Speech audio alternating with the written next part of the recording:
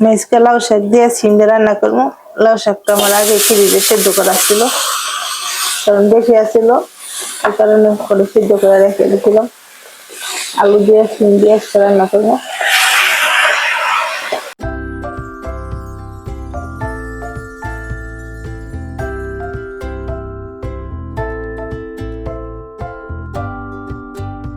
শাকে দিয়ে দিলাম লবণ,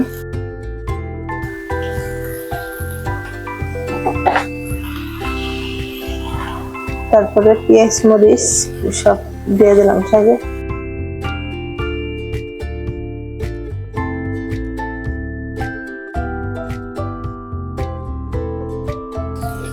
এখন শাকটা রেখে দিন।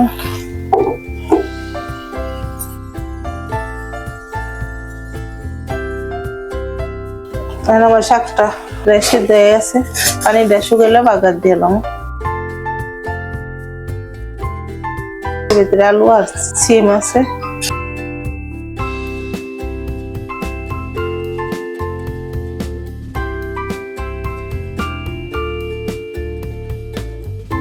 আমার শাকটা পানি প্রায় শুকিয়ে গেছে, আর বেশি নাই। এখন বাগার দিয়ে দেবো।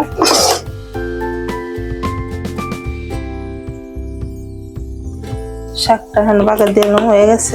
শাক রাঁধতে বেশি একটা সময় লাগে না।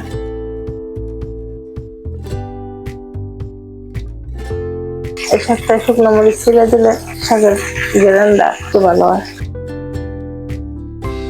চুলার জালটা মিডিয়াম রেখে এরপর মরিচ আর রসুনটা ভাজবে।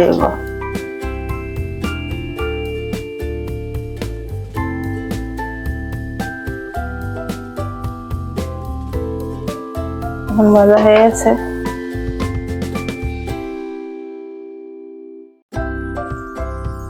আর 5 মিনিট পর আমার শাকটা সম্পূর্ণ রেডি হয়ে যাব।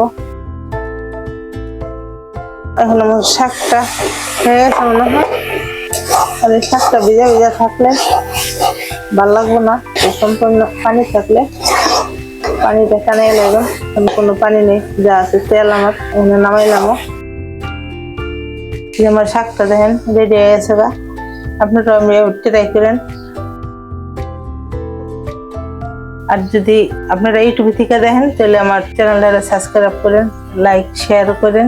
আর যদি ফেসবুক পেজ থেকে দেখেন তাহলে সবাই ফলো করেন। আমি একজন মা, অনেক কষ্ট করে রান্না করি অসুস্থ শরীর নিয়ে। সবাই দয়া করে একটু আপনারা চ্যানেলটা ফলো করে দিন। আসসালামু আলাইকুম।